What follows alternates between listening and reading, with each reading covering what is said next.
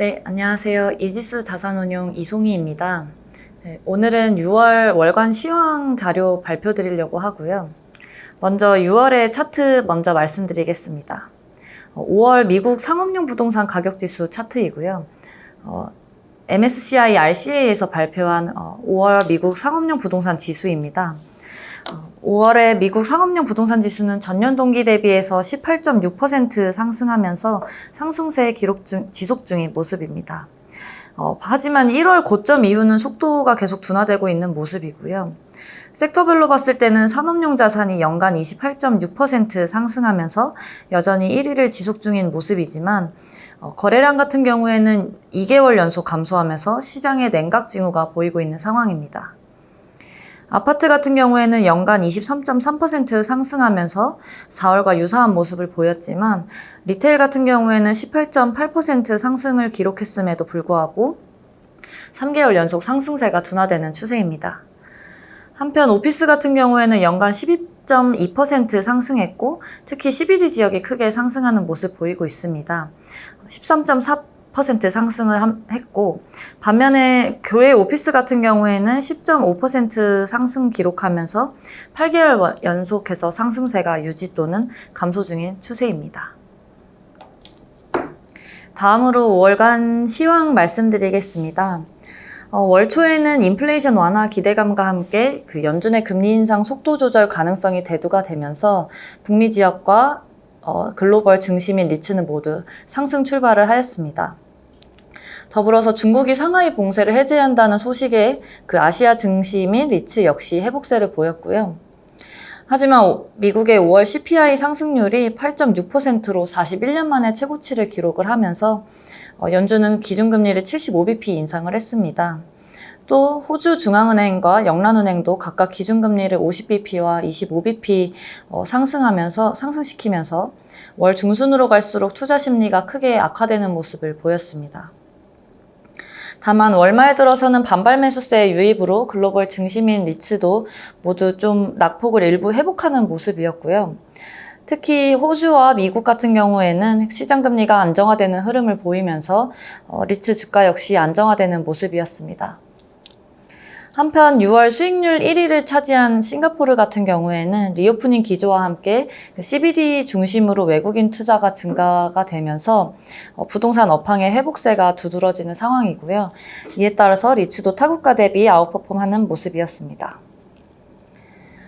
홍콩 같은 경우에는 중국의 빅테크 규제가 완화가 되면서 빅테크 기업 중심으로 증시가 크게 상승하는 모습을 보였고요. 일본 중앙은행은 경기 부양을 위한 완화적 통화 정책이 더 필요하다는 입장을 유지를 하면서 타 국가와는 상반된 행보를 보이고 있고 이에 따라서 증시도 상대적으로 방어적인 흐름을 보였습니다. 그래서 전반적으로 말씀을 드리면 유럽 같은 경우에는 증시와 리츠 모두 크게 하락하는 모습을 보인 한 달이었고요. 반면에 아시아 증시 같은 경우에는 좀 상대적으로 방어하는 모습, 그 중에서도 리츠가 크게 방어하는 모습을 보이면서 긍정적이었습니다.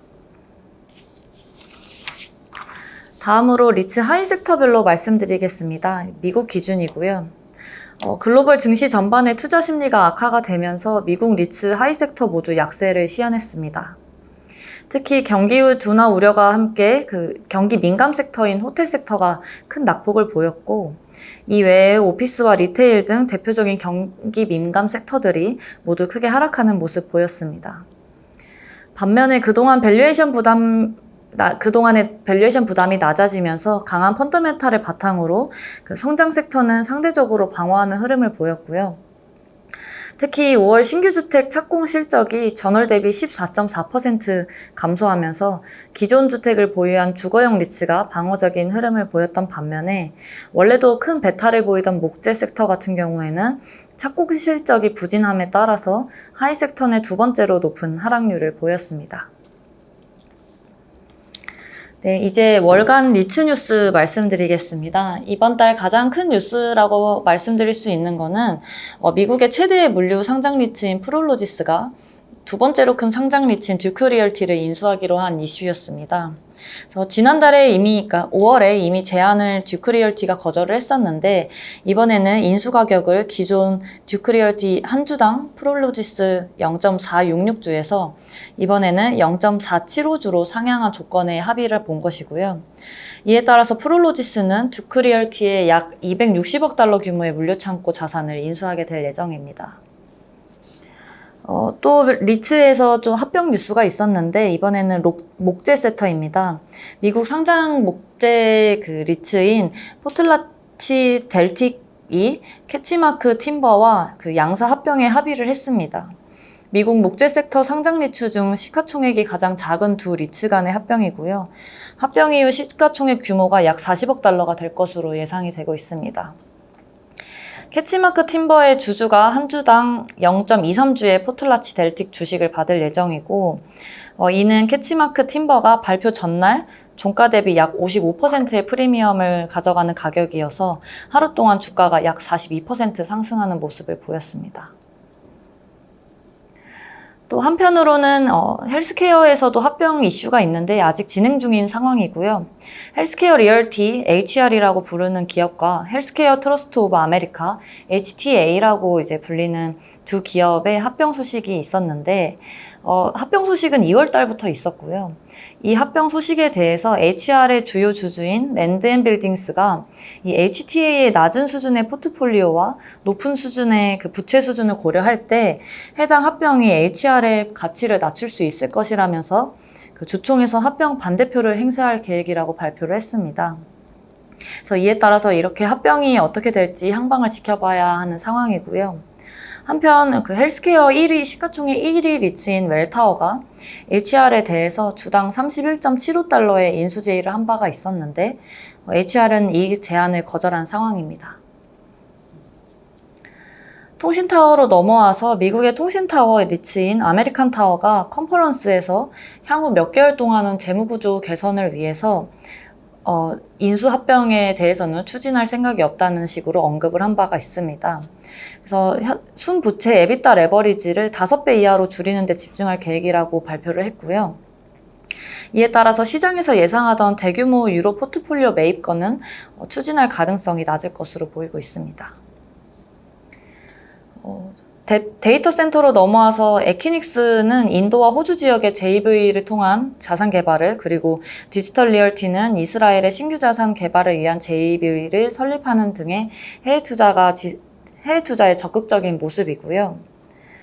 한편 지난주 이슈로는 미국의 공매도 전문 투자자 중 한 곳이 이 물리적 데이터 센터가 고평가되어 있으며 클라우드 회사들의 경쟁으로 부정적인 영향이 나타날 것으로 판단해 대규모 공매도를 집행했다고 언급을 했습니다.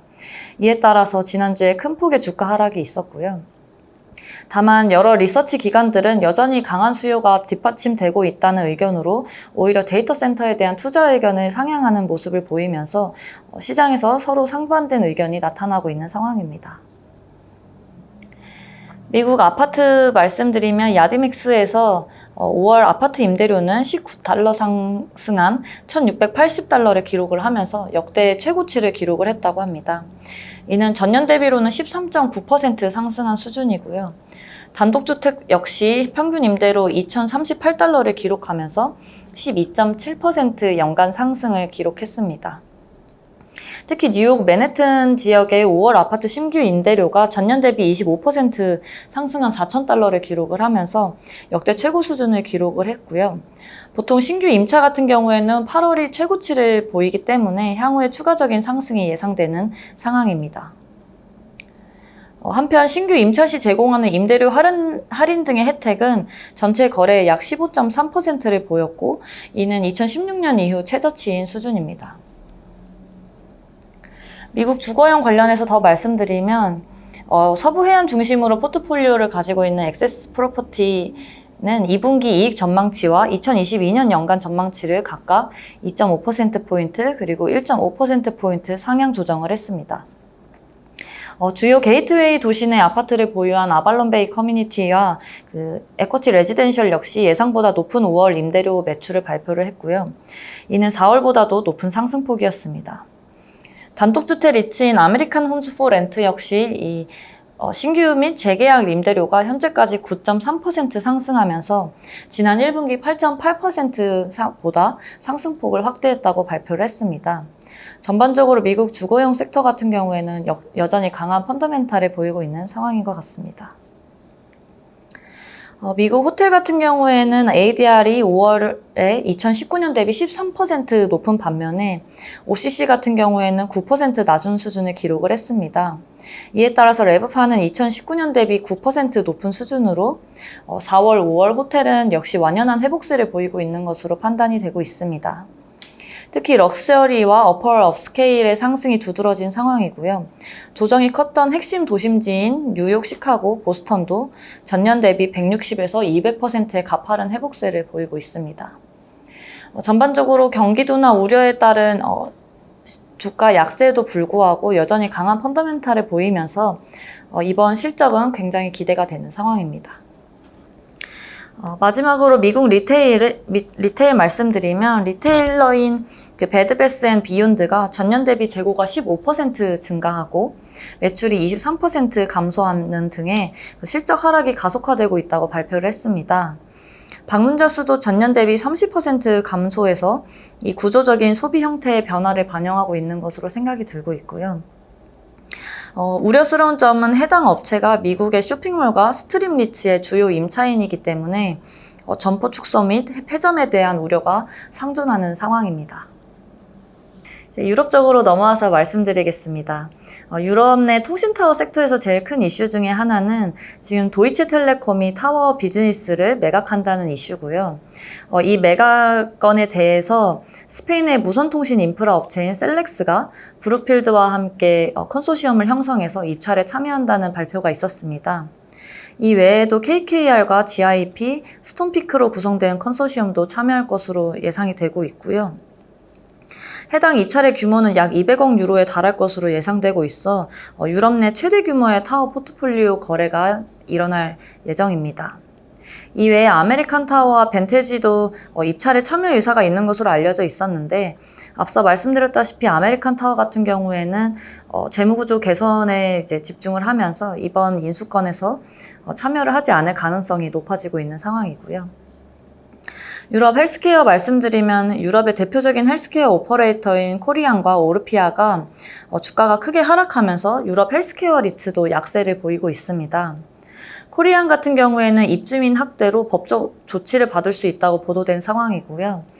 프랑스 당국은 오르피아 본사를 압수수색해서 불법 행위와 공적 자금 남용 의혹 수사를 진행하고 있는 등의 여러 악재가 지속되고 있는 상황입니다.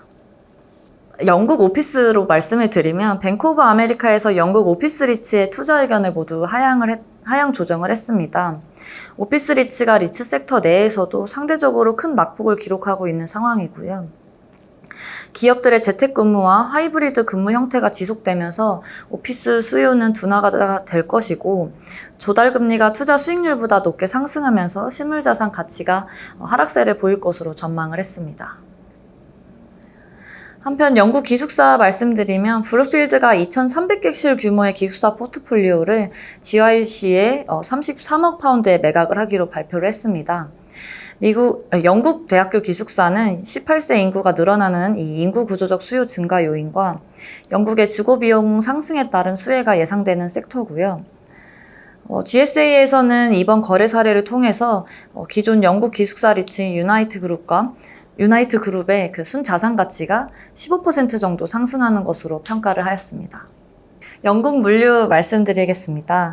최근 발표된 영국 IPD 지수에 따르면 실물 물류 부동산의 가치는 16개월 연속 상승하면서 지속적인 상승 추세를 유지하고 있습니다. 올해 1월부터 5월까지의 물류 부동산의 상승률을 연율화할 경우에 25% 상승한 것으로 나타났고요. 반면에 연초 이후 영국 물류리츠 주가는 17%가량 하락하면서 현재 보유자산 순자산가치 대비로는 24%의 할인 수준에 머물고 있습니다.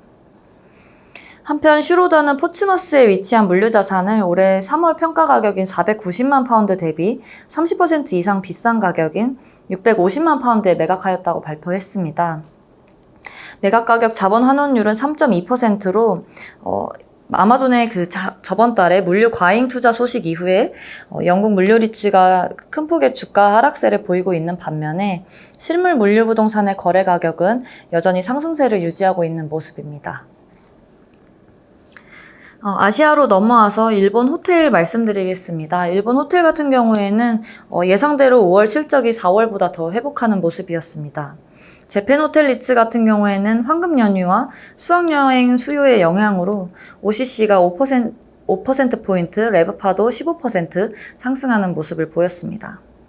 인빈시블 같은 경우에는 K본 제도의 보유 중인 자산의 ADR이 2019년 수준을 상회하였다고 발표를 했고요. 다만 그럼에도 불구하고 2019년 대비해서 레브파는 아직 마이너스 45% 수준으로 아직은 추가적인 회복이 기대가 되는 상황입니다. 호주로 넘어와서 호주 같은 경우에는 1분기 총 가계재산이 1.2% 증가하면서 사상 최대치인 14.9조 호주 달러를 기록을 했습니다. 특히 주거용 부동산 자산이 총 성장의 1.4%포인트를 기여하면서 가계자산의 증가를 주도를 하는 모습이었고요. ABS는 1분기에 시드니와 멜버른 같은 경우에는 부동산 가격 상승이 완만해진 반면에 이 외의 지역에서는 전반적으로 상승했다고 보도를 했습니다. 호주 리테일 말씀드리면 호주 리테일 리츠인 비시니티 센터가 6월 기준 연간 예상 AFFO 가이던스를 기존 9.5에서 10.3 호주 센터 레인지에서 최소 10.3 호주 센트로 상향을 했습니다. 임대료 수치율 같은 경우에는 12월 80%에서 6월 기준으로 91%까지 상승하는 모습을 보였고요. 4월과 5월 쇼핑센터 매출도 2019년 대비해서 12% 이상 높은 수준을 보였습니다. 포트폴리오 장부가치 역시 2.5억 호주 달러 상승하는 긍정적인 실적을 발표를 했고요. 한편으로는 주거용과 오피스 등을 포함한 29억 달러 규모의 개발 파이프라인을 발표를 했습니다. 해당 프로젝트 같은 경우에는 5년 계획으로 일동 코스트는 5.3%로 예상이 되고 있습니다.